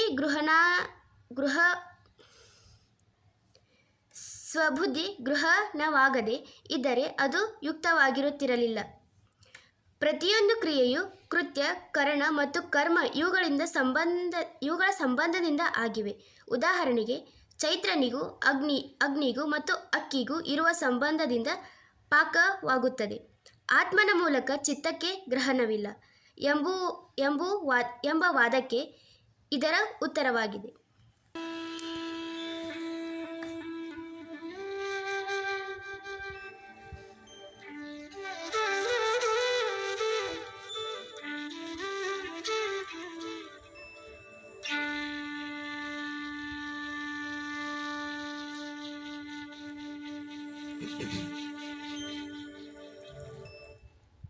ಏಕಸಮಯೇ ಚೋಭಯಾನವಧಾರಣಂ. ಏಕಕಾಲದಲ್ಲಿ ಎರಡನ್ನೂ ಗ್ರಹಿಸಲು ಆಗುವುದಿಲ್ಲ. ಒಂದೇ ಕ್ಷಣದಲ್ಲಿ ಸ್ವರೂಪವನ್ನು ಮತ್ತು ರೂಪವನ್ನು ಗ್ರಹಿಸಲು ಆಗುವುದಿಲ್ಲ. ಏನೇನೋ ಇದೆಯೋ ಅದೇ ಕ್ರಿಯೆ ಮತ್ತು ಅದೇ ಕಾರಕ ಎಂಬುದು ಕ್ಷಣಿಕವಾದಿಗಳ ಮತ.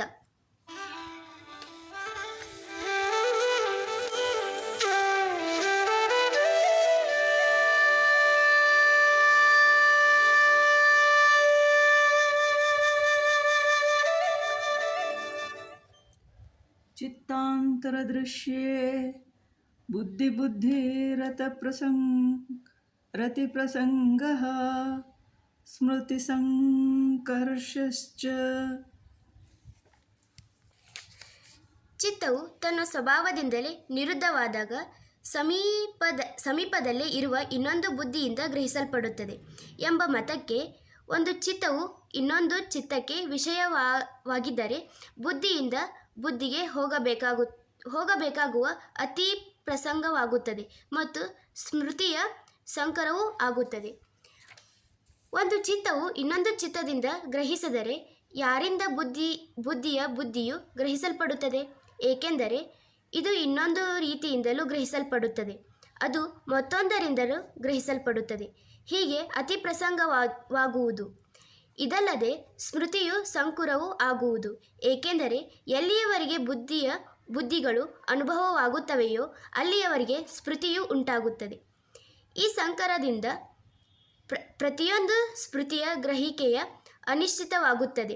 ಹೀಗೆ ವೈನಾಶಿಕರು ಬುದ್ಧಿಗಳನ್ನು ತಿಳಿದುಕೊಳ್ಳುವ ಪುರುಷನನ್ನು ನಿರಾಕರಿಸಿ ಎಲ್ಲವನ್ನೂ ಅಸ್ತವ್ಯಸ್ತವನ್ನಾಗಿ ಮಾಡಿರುತ್ತಾರೆ. ಅವರು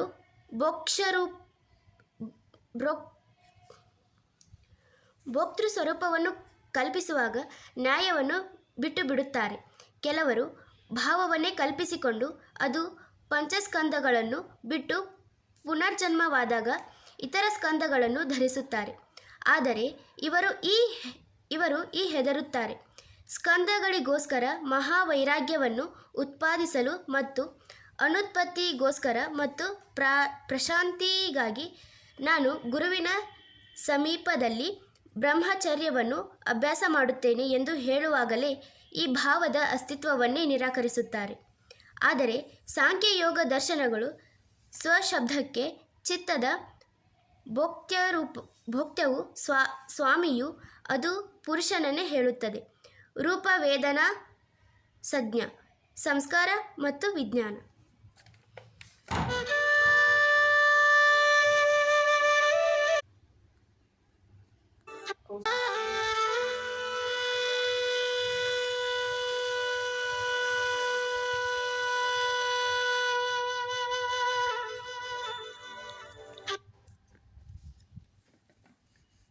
ಚಿತ್ತೇರ ಪ್ರತಿಸಂಕ್ರಮಾಯಾಸ್ತದಾಕಾರ ಪತ್ತೌ ಸ್ವಬುದ್ಧಿ ಸಂವೇದನಂ. ಬುದ್ಧಿಯು ಪುರುಷನ ಆಕಾರವನ್ನು ತಾಳಿದಾಗ ಅವಿಕಾರಿಯಾದ ಪುರುಷನು ಸ್ವಬುದ್ಧಿಯನ್ನೇ ಅರಿಯುತ್ತಾನೆ. ಭೋಕ್ತೃವಿನ ಶಕ್ತಿಗೆ ವಿಕಾರವಿಲ್ಲ ಮತ್ತು ಇನ್ನಿತರ ವಸ್ತುಗಳೊಂದಿಗೆ ಏಕವಾಗುವುದಿಲ್ಲ. ಅದು ಪರಿಣಾಮಿಯಾದ ವಿಷಯದೊಂದಿಗೆ ಪ್ರತಿಬಿಂಬಿಸುವುದೇ ಎಂದು ತೋರುವಾಗ ಚಿತ್ತವೃತ್ತಿಗಳಲ್ಲಿ ಬೀಳುತ್ತದೆ. ಪ್ರತಿಬಿಂಬಿಸಿದ ಪುರುಷನಿಂದ ಪ್ರಾಪ್ತವಾದ ಚೈತನ್ಯವು ಚಿತ್ತವೃತ್ತಿಗಳ ಮೇಲೆ ಹೊರಿಸಿದಾಗ, ಏಕೆಂದರೆ ಚಿತ್ತವೃತ್ತಿಗಳು ಈ ವಿಷಯದಲ್ಲಿ ಅನುಕರಣ ಮಾತ್ರವೇ ಆಗಿವೆ, ಜ್ಞಾನವೃತ್ತಿಯೂ ಬುದ್ಧಿವೃತ್ತಿಯೂ ಅಭೇದವಾಗುತ್ತವೆ. ಈ ವಿಷಯದಲ್ಲಿ ಹೀಗೆ ಹೇಳಿದೆ: ಶಾಶ್ವತವಾದ ಬ್ರಹ್ಮವು ಪಾತಾಳದಲ್ಲಿಲ್ಲ, ಗಿರಿಯ ಗುಹೆಗಳಲ್ಲಿಲ್ಲ, ಅಂಧಕಾರದಲ್ಲಿಲ್ಲ, ಸಮುದ್ರಗಳ ಕುಕ್ಷಿಗಳಲ್ಲಿಲ್ಲ, ಪುರುಷನಿಗಿಂತ ಬೇರೆಯಾಗುವ ಬುದ್ಧಿವೃತ್ತಿಗಳಲ್ಲಿ ಇದೆ ಎಂದು ಕವಿಗಳು ಹೇಳುತ್ತಾರೆ.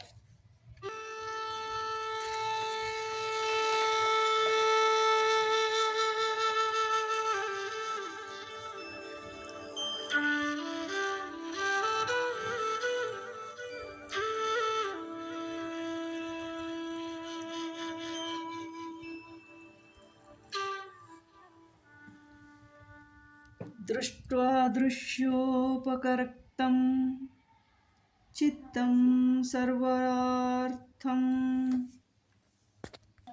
ಚಿತ್ತವು ದ್ರಷ್ಟುವಿನಿಂದಲೂ ದೃಶ್ಯದಿಂದಲೂ ಉಪರಂಜಿತವಾದಾಗ ಸರ್ವ ವಿಷಯಗಳನ್ನು ತಿಳಿಯುತ್ತದೆ. ಮನಸ್ಸು ಮನನ ಮಾಡಬೇಕಾದ ವಿಷಯದಿಂದ ಉಪರಂಜಿತವಾಗುತ್ತದೆ. ಅದೇ ಸ್ವಯಂ ವಿಷಯವಾಗಿರುವುದರಿಂದ ತನ್ನ ವೃತ್ತಿಯ ಮೂಲಕ ವಿಷಯಿಯಾದ ಪುರುಷನೊಂದಿಗೆ ಸಂಬಂಧರಾಗಿರುತ್ತಾರೆ. ಹೀಗೆ ಅದೇ ಚಿತ್ತವು ದೃಷ್ಟೃವಿನೊಂದಿಗೆ ದೃಶ್ಯದೊಂದಿಗೆ ಉಪರಂಜಿತವಾಗಿ ವಿಷಯವಾಗಿಯೂ ವಿಷಯಿಯಾಗಿಯೂ ಕಾಣುತ್ತದೆ. ಚೇತನವು ಅಚೇತನವು ಆದ ರೂಪವನ್ನು ಹೊಂದಿ ವಿಷಯವಾಗಿದ್ದರೂ ವಿಷಯವಿಲ್ಲದಂತೆ ತೋರುತ್ತಾ, ಅಚೇತನವಾಗಿದ್ದರೂ ಚೇತನವಾದಂತೆ ತೋರುತ್ತಾ, ಸ್ಫಟಿಕ ಮಣಿಯ ಹಾಗೆ ಸರ್ವ ವಿಷಯಗಳನ್ನು ನೋಡುವಂತೆ ಹೇಳಲ್ಪಟ್ಟಿದೆ. ಈ ಚಿತ್ತ ಸಾರೂಪ್ಯದಿಂದ ಭ್ರಾಂತರಾದ ಕೆಲವರು ಚಿತ್ತವನ್ನೇ ಚೇತನವೆಂದು ಹೇಳುವರು. ಇನ್ನು ಕೆಲವರು ಈ ಸರ್ವವು ಚಿತ್ತ ಮಾತ್ರವೆಂದು ಹೇಳುವರು. ಅವರಿಗೆ ಈ ಲೋಕವು ಎಂದರೆ ಗೋವುಗಳು, ಗಡಿಗೆ ಮೊದಲಾದವುಗಳು ತಮ್ಮ ಕಾರಣಗಳೊಂದಿಗೆ ಅಸ್ತಿತ್ವದಲ್ಲಿರುವುದಿಲ್ಲ. ಇವರೆಲ್ಲರೂ ಅನುಕಂಪಕ್ಕೆ ಅರ್ಹರು. ಹೇಗೆಂದರೆ ಸರ್ವರೂಪ ಕಾರಣಗಳನ್ನು ತೋರಿಸುತ್ತಿರುವ ಅವರು ಚಿತ್ತವು ಭ್ರಾಂತಿಗೆ ಬೀಜವಾಗಿದೆ. ಆದುದರಿಂದ ಸಮಾಧಿ ಪ್ರಜ್ಞೆಯಲ್ಲಿ ತಿಳಿದುಕೊಳ್ಳಬಹುದಾದ ಅರ್ಥವು ಪ್ರತಿಬಿಂಬಿತವಾದಾಗ ಅದು ಬೇರೆಯಾಗುತ್ತದೆ, ಏಕೆಂದರೆ ಈ ಚಿತ್ತದ ಆಲಂಬನವಾಗಿರುತ್ತದೆ. ಇದು ಚಿತ್ತವೇ ಆಗಿದ್ದರೆ ಪ್ರಜ್ಞಾರೂಪವು ಪ್ರಜ್ಞೆಯಿಂದಲೇ ಹೇಗೆ ತಿಳಿದು ಬರುತ್ತಿತ್ತು? ಆದುದರಿಂದ ಜ್ಞಾನದಲ್ಲಿ ಪ್ರತಿಬಿಂಬಿಸುವ ಒಂದು ಭಿನ್ನವಾದ ವಸ್ತುವಿದೆ, ಅದು ವಸ್ತುಗಳನ್ನು ಗ್ರಹಿಸುತ್ತದೆ. ಅದೇ ಪುರುಷ. ಹೀಗೆ ಗ್ರಹಣ ಮಾಡುವವರು ಗ್ರಹಣ ಮತ್ತು ಗ್ರಾಹ್ಯ ಎಂದು ಚಿತ್ತದ ಭೇದವನ್ನು ಮಾಡಿ ಅವು ತ್ರಯವೆಂದು ವರ್ಗೀಕರಣ ಮಾಡಲಾಗಿದೆ. ಇವರೇ ಸಮಗ್ದರ್ಶಿಗಳು. ಇವರು ಪುರುಷನನ್ನು ಹೊಂದಿರುತ್ತಾರೆ.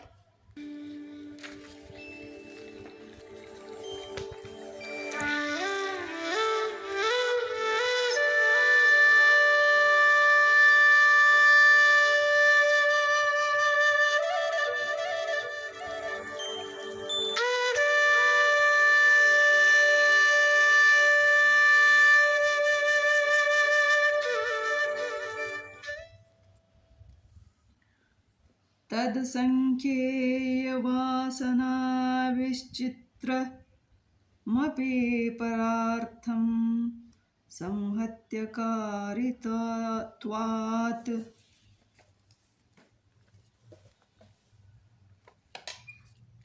ಅಸಂಖ್ಯೇಯವಾದ ವಾಸನೆಗಳಿಂದ ವೈವಿಧ್ಯವಾಗಿದ್ದರೂ ಇತರರಿಗೆ ಇದೆ ಎಂದು ಭಾವಿಸಬೇಕು, ಏಕೆಂದರೆ ಅದು ಒಟ್ಟುಗೂಡಿ ಉತ್ಪಾದಿಸುತ್ತದೆ.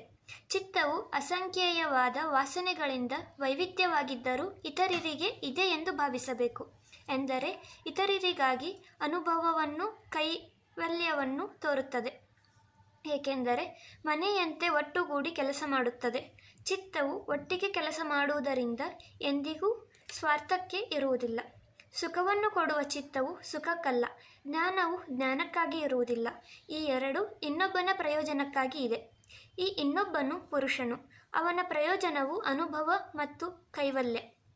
ಆ ಇನ್ನೊಬ್ಬನು ಸಾಮಾನ್ಯವಲ್ಲ, ಈ ಇನ್ನೊಬ್ಬನು ಸಾಮಾನ್ಯ ಮಾತ್ರವು ಎಂದು ವೈನಾಶಿಕನು ಹೇಳಿದರೆ ಅದು ಕೂಡ ಒಟ್ಟಾಗಿ ಕೆಲಸ ಮಾಡುತ್ತಾ ಇನ್ನೊಬ್ಬರಿಗೆ ಇರುತ್ತದೆ.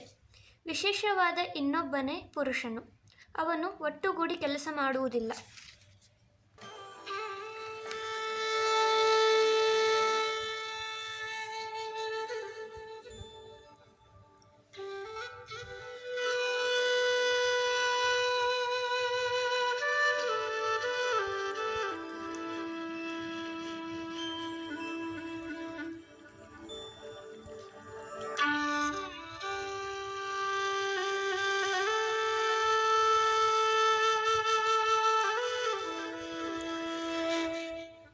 ವಿಶೇಷದರ್ಶಿನ ಭಾವನಾನಿವೃತ್ತಿ. ಈ ಭಿನ್ನತೆಯನ್ನು ನೋಡಿದವನಿಗೆ ಆತ್ಮಭಾವನೆಯ ಮೇಲೆ ಮಾಡುವ ಭಾವನೆಗಳೆಲ್ಲವೂ ನಿಲ್ಲುತ್ತವೆ. ಮಳೆಗಾಲದಲ್ಲಿ ಹುಲ್ಲು ಚಿಗುರುವುದರಿಂದ ಬೀಜವನ್ನು ಅನುಮಾನಿಸುವ ಹಾಗೆ ಮೋಕ್ಷ ಮಾರ್ಗವನ್ನು ಶ್ರವಣ ಮಾಡಿದಾಗ ರೋಮಾಂಚನ ಕಣ್ಣೀರು ಬಿಡುವುದು. ಇವುಗಳಿಂದ ಭೇದ ದರ್ಶನದಲ್ಲಿ ನೆಲೆಗೊಂಡ ಮತ್ತು ಮೋಕ್ಷಕ್ಕೆ ಅನುಕೂಲವಾದ ಕರ್ಮವನ್ನು ಊಹಿಸಬಹುದು. ಅಂಥವನಿಗೆ ಆತ್ಮಭಾವನೆಗಳು ಸ್ವಾಭಾವಿಕವಾಗಿರುತ್ತವೆ. ಅಂತಹ ಬೀಜದ ಅಭಾವವನ್ನೇ ಇಲ್ಲಿ ಹೇಳಬಹುದು. ಸ್ವಭಾವವನ್ನು ಬಿಟ್ಟಿರುವವರಿಗೆ ಯಾವುದೋ ಒಂದು ದೋಷದಿಂದ ವಿರುದ್ಧ ರೀತಿಯಲ್ಲಿ ರುಚಿ ಉಂಟಾಗುತ್ತದೆ ಮತ್ತು ತತ್ವನಿರ್ಣಯದಲ್ಲಿ ಅರುಚಿ ಉಂಟಾಗುತ್ತದೆ. ಇಲ್ಲಿ ಆತ್ಮಭಾವನೆಯ ಮೇಲೆ ಮಾಡುವ ಭಾವನೆಗಳು ಹೀಗಿರುತ್ತವೆ: ನಾನು ಯಾರಾಗಿದ್ದೇನೆ, ನಾನು ಹೇಗಿದ್ದೇನೆ, ಇದು ಏನು, ನಾನು ಏನಾಗುತ್ತೇನೆ, ನಾನು ಯಾರಾಗುತ್ತೇನೆ. ಯಾವನು ಭೇದವನ್ನು ತಿಳಿದುಕೊಂಡಿರುವನೋ ಅವನಿಗೆ ಈ ಭಾವನೆಗಳೆಲ್ಲವೂ ನಿಲ್ಲುತ್ತವೆ. ಯಾವ ಕಾರಣದಿಂದ? ಚಿತ್ತವು ಚಿತ್ರವಿಚಿತ್ರವಾಗಿ ಪರಿಣಮಿಸುತ್ತದೆ ಎಂಬ ಕಾರಣದಿಂದ. ಪುರುಷನಾದರೋ ಅವಿದ್ಯೆಯ ಅಭಾವದಿಂದ ಶುದ್ಧನಾಗಿ ಚಿತ್ತಧರ್ಮಗಳಿಂದ ಸೋಂಕುವುದಿಲ್ಲ. ಆದುದರಿಂದ ಅಂತಹ ಕುಶಲನಿಗೆ ಆತ್ಮಭಾವನೆಗಳು ನಿಲ್ಲುತ್ತವೆ.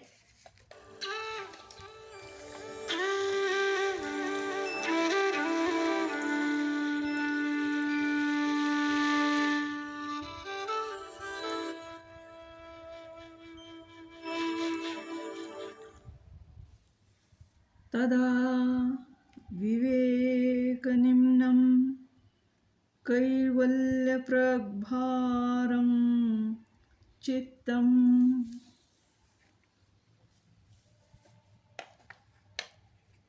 ಆಗ ಚಿತ್ತವು ವಿವೇಕದ ಕಡೆಗೆ ಬಾಗುತ್ತದೆ ಮತ್ತು ಕೈವಲ್ಯದ ಕಡೆಗೆ ಆಕರ್ಷಿತವಾಗುತ್ತದೆ. ವಿಷಯ ವಸ್ತುಗಳ ಕಡೆಗೆ ಒಲಿದ ಮತ್ತು ಅಜ್ಞಾನದ ಕಡೆಗೆ ಬಾಗಿದ ಮನಸ್ಸು ಈಗ ಬೇರೆಯಾಗುತ್ತದೆ. ಎಂದರೆ ಕೈವಲ್ಯದ ಕಡೆಗೆ ಆಕರ್ಷಿತವಾಗಿ ವಿವೇಕ ಜ್ಞಾನದ ಕಡೆಗೆ ಬಾಗುತ್ತದೆ.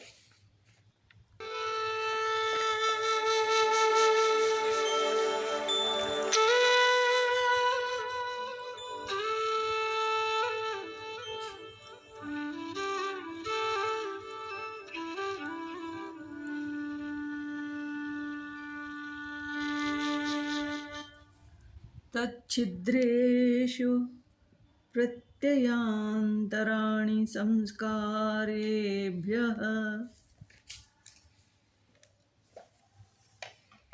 ಈ ಚಿತ್ತದ ನಡುವಣ ಕಾಲಗಳಲ್ಲಿ ಸಂಸ್ಕಾರಗಳಿಂದ ಬೇರೆ ಪ್ರತ್ಯಯಗಳು ಬರುತ್ತವೆ. ಚಿತ್ತವು ವಿವೇಕದ ಕಡೆಗೆ ಒಲಿದಾಗ ಮತ್ತು ಪುರುಷನಿಗೂ ಮತ್ತು ಸತ್ವಕ್ಕೂ ಇರುವ ಭೇದದ ಪ್ರವಾಹದಲ್ಲಿ ಹರಿಯುತ್ತಿರುವಾಗ ನಡುವಣ ಕಾಲಗಳಲ್ಲಿ ಈ ರೀತಿ ಪ್ರತ್ಯಯಗಳು ಹುಟ್ಟುತ್ತವೆ. ನಾನು ಇದ್ದೇನೆ, ಅಥವಾ ಇದು ನನ್ನದು, ಅಥವಾ ನಾನು ತಿಳಿಯುತ್ತೇನೆ, ಅಥವಾ ನಾನು ತಿಳಿಯುವುದಿಲ್ಲ. ಎಲ್ಲಿಂದ ಈ ಪ್ರತ್ಯಯಗಳು ಹುಟ್ಟುತ್ತವೆ? ಕ್ಷಯವಾಗುತ್ತಿರುವ ಬೀಜಗಳ ಪೂರ್ವ ಸಂಸ್ಕಾರಗಳಿಂದ ಇವು ಬರುತ್ತವೆ.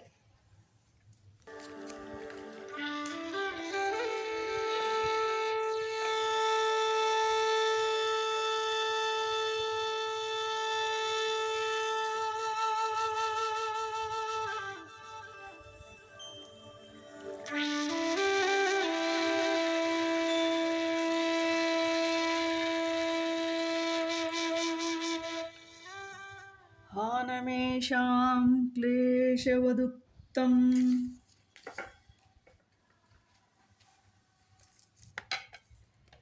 ಈ ಸಂಸ್ಕಾರಗಳು ನಾಶವು ಕ್ಲೇಶಗಳ ನಾಶದಂತೆ ಎಂದು ಉಕ್ತವಾಗಿದೆ. ಸುಟ್ಟು ಹೋದ ಬೀಜದ ಸ್ಥಿತಿಯಲ್ಲಿರುವ ಕ್ಲೇಶಗಳು ಹೇಗೆ ಮೊಳಕೆಯಾಗುವುದಿಲ್ಲವೋ ಹಾಗೆ ಜ್ಞಾನಾಗ್ನಿಯಿಂದ ಸುಟ್ಟು ಹೋದ ಬೀಜದ ಸ್ಥಿತಿಯನ್ನು ಹೊಂದಿರುವ ಪೂರ್ವ ಸಂಸ್ಕಾರಗಳು ಪ್ರತ್ಯಯಗಳನ್ನು ಪ್ರಸವಿಸುವುದಿಲ್ಲ. ಜ್ಞಾನದ ಸಂಸ್ಕಾರಗಳು ಚಿತ್ತದ ಅಧಿಕಾರವು ಸಮಾಪ್ತಿಯಾದಾಗ ಬರುತ್ತವೆ. ಆದುದರಿಂದ ಇವುಗಳ ನಾಶಕ್ಕೆ ಪ್ರತ್ಯೇಕ ಸಾಧನೆಗಳ ಅವಶ್ಯಕತೆ ಇಲ್ಲ.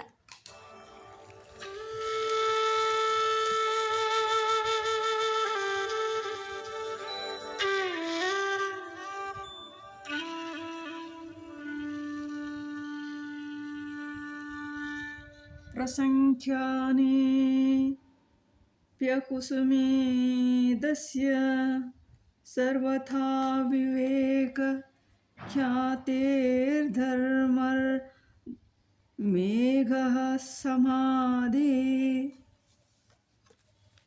ಪ್ರಸಂಖ್ಯಾನದಲ್ಲಿಯೂ ಲೋಭವಿಲ್ಲದವನಿಗೆ ವಿವೇಕ ಖ್ಯಾತಿಯಿಂದ ಧರ್ಮಮೇಘವೆಂಬ ಸಮಾಧಿಯು ಬಂದೇ ಬರುತ್ತದೆ. ಈ ಬ್ರಾಹ್ಮಣನು ಪ್ರಸಂಖ್ಯಾನದಲ್ಲಿಯೂ ಲೋಭವಿಲ್ಲದಾಗಿರುವುದರಿಂದ, ಅಂದರೆ ಅದರಿಂದಲೂ ಏನನ್ನು ಪ್ರಾರ್ಥಿಸದೆ ವಿರಕ್ತನಾಗಿರುವಾಗ ವಿವೇಕ ಖ್ಯಾತಿಯು ಉಂಟಾಗುತ್ತದೆ. ಸಂಸ್ಕಾರ ಬೀಜಗಳು ನಾಶವಾಗಿರುವುದರಿಂದ ಅವನಿಗೆ ಇತರ ಪ್ರತ್ಯಯಗಳು ಹುಟ್ಟುವುದಿಲ್ಲ. ಅವನಿಗೆ ಧರ್ಮಮೇಘವೆಂಬ ಸಮಾಧಿಯು ಉಂಟಾಗುತ್ತದೆ.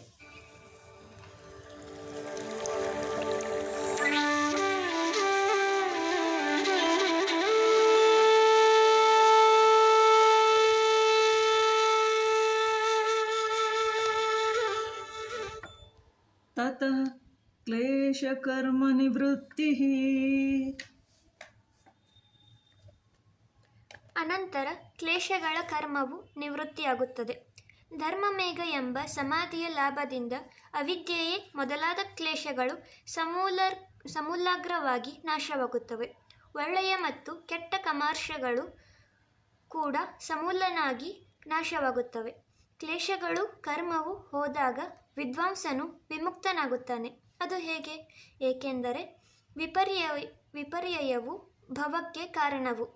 ಯಾವನಿಗೆ ವಿಪರ್ಯಯವು ಕ್ಷಯವಾಗಿದೆಯೋ ಅವನು ಜನ್ಮವನ್ನು ಯಾರೂ ನೋಡಿಲ್ಲ.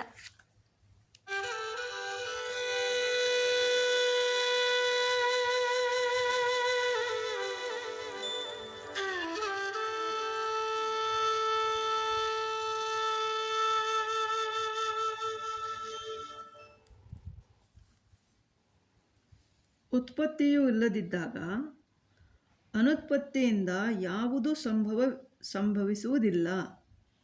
ಭಗವಾನ್ ಅಕ್ಷಪಾದರು ಹೀಗೆ ಹೇಳಿದ್ದಾರೆ: ವೀತರಾಗ ಜನ್ಮ ದರ್ಶನಾತ್ ರಾಗವಿಲ್ಲದಿದ್ದವರಿಗೆ ಜನ್ಮವಿಲ್ಲ ಎಂದು ನಾವು ನೋಡುತ್ತೇವೆ.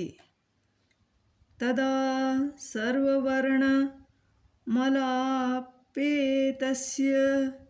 ಜ್ಞಾನಸ್ಯಾನಂತ್ಯಾಜ್ಞೇಯಮಲ್ಪಂ. ಆಗ ಎಲ್ಲ ಆವರಣಗಳು ಹೋಗುವುದರಿಂದ ಜ್ಞಾನವು ಅನಂತವಾಗುತ್ತದೆ.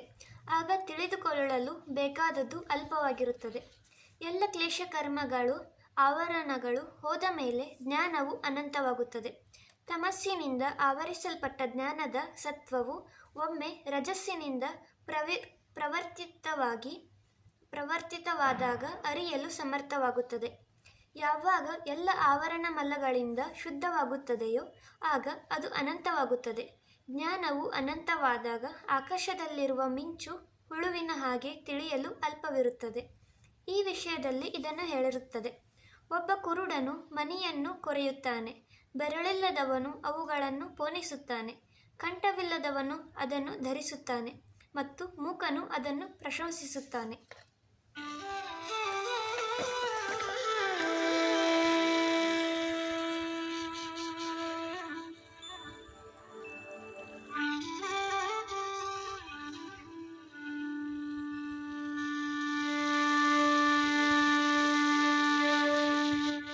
ತತಃ ಕೃತಾರ್ಥಾನಾಂ ಪರಿಣಾಮಕ್ರಮಸಮಾಪತ್ತಿರ್ಗುಣಾನಾಂ. ಆಗ ಕೃತಾರ್ಥವಾಗಿರುವ ಗುಣಗಳ ಪರಿಣಾಮದ ಕ್ರಮವು ಪರಿಸಮಾಪ್ತಿಯಾಗುತ್ತದೆ. ಧರ್ಮಮೇಘವೆಂಬ ಸಮಾಧಿಯ ಉದಯವಾದ ಮೇಲೆ ಕೃತಾರ್ಥವಾದ ಎಂದರೆ ತನ್ನ ಪ್ರಯೋಜನವನ್ನು ಸಿದ್ಧಗೊಳಿಸಿದ ಗುಣಗಳ ಪರಿಣಾಮದ ಕ್ರಮವು ಪರಿಸಮಾಪ್ತಿಯನ್ನು ಹೊಂದುತ್ತದೆ. ಏಕೆಂದರೆ ಅನುಭವವನ್ನು ಸಾಧ್ಯಗೊಳಿಸಿದ ಅನಂತರ ಮತ್ತು ಅವುಗಳ ಪರಿಣಾಮದ ಕ್ರಮದ ಪರಿಸಮಾಪ್ತಿಯಾದ ಮೇಲೆ ಒಂದು ನಿಮಿಷವೂ ನಿಲ್ಲುವುದಿಲ್ಲ.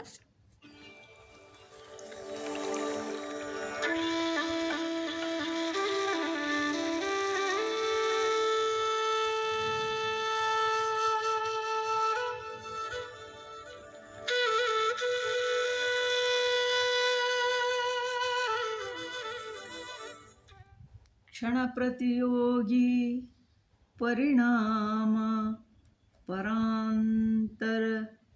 ಪರಾಂತನಿರ್ಗ್ರಾಹ್ಯ ಕ್ರಮಃ. ಇನ್ನು ಕ್ರಮವೆಂದರೇನು? ಕ್ಷಣಗಳ ಪ್ರತಿಯೋಗಿಯು ಕ್ರಮವು ಮತ್ತು ಅದು ಪರಿಣಾಮದ ಕೊನೆಯಲ್ಲಿ ಗೊತ್ತಾಗುತ್ತದೆ. ಕ್ಷಣಗಳ ನಿರಂತರತೆಗೆ ಕ್ರಮವೆಂದು ಹೆಸರು. ಆ ಕ್ರಮವು ಪರಿಣಾಮದ ಕೊನೆಯ ಹಂತದಲ್ಲಿ ಅಥವಾ ಅವಸಾನದಲ್ಲಿ ಗೋಚರವಾಗುತ್ತದೆ. ಕ್ಷಣಗಳ ಕ್ರಮವು ಅನುಭೂತವಾಗದ ಹೊರತು ಒಂದು ಹೊಸ ವಸ್ತುವು ಅದರ ಹಂತದಲ್ಲಿ ಹೊಳೆಯದೆಂದು ಅನುಭವಕ್ಕೆ ಬರುವುದಿಲ್ಲ. ನಿತ್ಯ ವಸ್ತುಗಳಲ್ಲಿಯೂ ಈ ಕ್ರಮವು ದೃಷ್ಟವಾಗಿದೆ. ನಿತ್ಯತೆ ಎರಡು ವಿಧ: ಕುಟಸ್ಥ ನಿತ್ಯತೆ ಮತ್ತು ಪರಿಣಾಮಿ ನಿತ್ಯತೆ. ಕುಟಸ್ಥ ನಿತ್ಯತೆಯು ಪುರುಷನಿಗೆ ಸೇರಿದ್ದು, ಪರಿಣಾಮಿ ನಿತ್ಯತೆಯು ಗುಣಗಳಿಗೆ ಸೇರಿದ್ದು. ಪರಿಣಮಿಸಿದರೂ ಕೂಡ ಒಂದು ವಸ್ತುವಿನ ಸ್ವಭಾವವು ನಾಶವಾಗದಿದ್ದರೆ ಅದು ನಿತ್ಯವೆನಿಸುತ್ತದೆ. ಈ ಎರಡರ ಸ್ವರೂಪವು ಕೂಡ ನಾಶವಾಗಿರುವುದರಿಂದ ಈ ಎರಡು ನಿತ್ಯವೆಂದು ಹೇಳಬಹುದು. ಬುದ್ಧಿಯೇ ಮುಂತಾದ ಗುಣಗಳ ಧರ್ಮಗಳಲ್ಲಿ ಕ್ರಮವು ಪರಿಣಾಮದ ಹಂತದಲ್ಲಿಯೇ ಗೊತ್ತಾಗುವುದು. ನಿತ್ಯವಾದ ವಸ್ತುಗಳಲ್ಲಿ ಗುಣವೇ ಮೊದಲಾದವುಗಳ ಹಂತದಲ್ಲಿ ಗೊತ್ತಾಗುವುದಿಲ್ಲ. ಕೊನೆಯದಾಗಿ ಕುಟಸ್ಥ ನಿತ್ಯಗಳಲ್ಲಿ ಎಂದರೆ ಸ್ವರೂಪ ಮಾತ್ರದಲ್ಲಿ ಪ್ರತಿಷ್ಠಿತರಾದ ಮುಕ್ತ ಪುರುಷದಲ್ಲಿ ಅವರ ಸ್ವಭಾವವು ಕ್ರಮವಾಗಿ ಅನುಭೂತವಾಗುತ್ತದೆ. ಅಸ್ತಿತ್ವ ಕ್ರಿಯೆಯನ್ನು ಸೂಚಿಸುವ ಇದೆ ಎಂಬ ಪದದಿಂದ ಕ್ರಮವು ಕಲ್ಪಿತವಾಗಿದೆ. ಇನ್ನು ಗುಣಗಳಲ್ಲಿರುವ ಸ್ಥಿತಿಗತಿಗಳಿರುವ ಸಂಸ್ಕಾರಕ್ಕೆ ಕ್ರಮ ಸಮಾಪ್ತಿ ಇರುವುದೇ ಅಥವಾ ಇಲ್ಲವೇ? ಈ ಪ್ರಶ್ನೆಗೆ ಉತ್ತರವಿಲ್ಲ. ಉತ್ತರವಿರುವ ಒಂದು ಪ್ರಶ್ನೆಯೂ ಇದೆ: ಹುಟ್ಟಿದವರೆಲ್ಲ ಸಾಯುತ್ತಾರೆಯೇ? ಇದಕ್ಕೆ ಉತ್ತರ ಹೌದು. ಸತ್ತವರೆಲ್ಲ ಮರಳಿ ಹುಟ್ಟುತ್ತಾರೆಯೇ? ಈ ಪ್ರಶ್ನೆಗೆ ವಿಶ್ಲೇಷಿಸಿ ಉತ್ತರ ಕೊಡಬೇಕಾಗುತ್ತದೆ. ಜ್ಞಾನವನ್ನು ಹೊಂದಿದ ಮೇಲೆ ಮತ್ತು ತೃಷ್ಣೆಯು ಕ್ಷೀಣವಾದ ಮೇಲೆ ವಿದ್ವಾಂಸನು ಹುಟ್ಟುವುದಿಲ್ಲ, ಇತರರು ಹುಟ್ಟುತ್ತಾರೆ. ಮನುಷ್ಯ ಜಾತಿಯ ಶ್ರೇಷ್ಠವೋ ಅಥವಾ ಶ್ರೇಷ್ಠವಲ್ಲವೋ? ಈ ಪ್ರಶ್ನೆಗೆ ವಿಶ್ಲೇಷಿಸಿ ಉತ್ತರ ಕೊಡಬೇಕಾಗುತ್ತದೆ. ಮನುಷ್ಯ ಜಾತಿಯು ಪಶುಗಳಿಗಿಂತ ಉತ್ತಮವು, ಆದರೆ ದೇವತೆಗಳು ಮತ್ತು ಋಷಿಗಳು ಇವರೊಂದಿಗೆ ಹೋಲಿಸಿದರೆ ಉತ್ತಮವಲ್ಲ. ಸಂಸ್ಕಾರಕ್ಕೆ ಅಂತ್ಯವಿದೆಯೇ ಅಥವಾ ಅಂತ್ಯವಿಲ್ಲವೇ? ಈ ಪ್ರಶ್ನೆಗೆ ಉತ್ತರವಿಲ್ಲ. ವಿದ್ವಾಂಸನಿಗೆ ಸಂಸಾರದ ಕ್ರಮದ ಪರಿಸಮಾಪ್ತಿಯೂ ಇದೆ, ಇತರರಿಗೆ ಇಲ್ಲ. ಆದುದರಿಂದ ಒಂದು ಪ್ರಶ್ನೆಗೆ ಇದೆ ಅಥವಾ ಇಲ್ಲ ಎಂದು ಹೇಳಿದರೆ ತಪ್ಪಾಗುತ್ತದೆ. ಆದ ಕಾರಣ ಮೊದಲು ಪ್ರಶ್ನೆಯನ್ನೇ ವಿಶ್ಲೇಷಿಸಬೇಕು.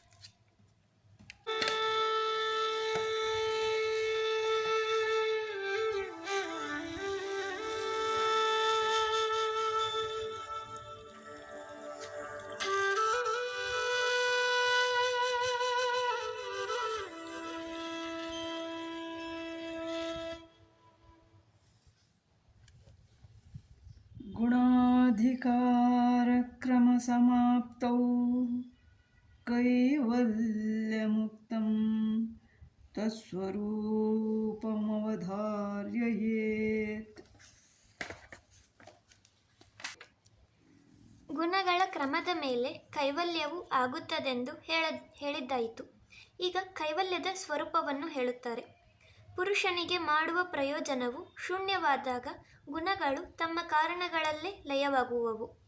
ಇದು ಕೈವಲ್ಯ. ಅಥವಾ ಚಿತಿಶಕ್ತಿಯು ತನ್ನ ಸ್ವರೂಪದಲ್ಲೇ ಪ್ರತಿಷ್ಠಿತವಾಗುತ್ತದೆ ಎಂದು ಹೇಳಬಹುದು. ಕಾರ್ಯಕಾರಣ ರೂಪವಾಗಿರುವ ಗುಣಗಳು ಪುರುಷನಿಗೆ ಅನುಭವ ಮತ್ತು ಮೋಕ್ಷ ಇವುಗಳನ್ನು ಸಾಧಿಸಿದ ಮೇಲೆ ಇನ್ನು ಯಾವ ಪ್ರಯೋಜನವನ್ನು ಸಾಧಿಸಲು ಅಸಮರ್ಥವಾದಾಗ ಅವು ತಮ್ಮ ಕಾರಣದಲ್ಲಿ ಲಯವಾಗುತ್ತವೆ. ಇದೇ ಕೈವಲ್ಯ. ಅಥವಾ ಬುದ್ಧಿಸತ್ವಕ್ಕೆ ಸಂಬಂಧಿಸದೆ ಪುರುಷನ ಚಿತ್ತಿಶಕ್ತಿಯು ಕೇವಲ ಸ್ವರೂಪದಲ್ಲಿ ಪ್ರತಿಷ್ಠಿತವಾಗುವುದು ಕೈವಲ್ಯ. ಪುರುಷನು ಸದಾ ಈ ಸ್ಥಿತಿಯಲ್ಲಿರುವುದೇ ಕೈವಲ್ಯ.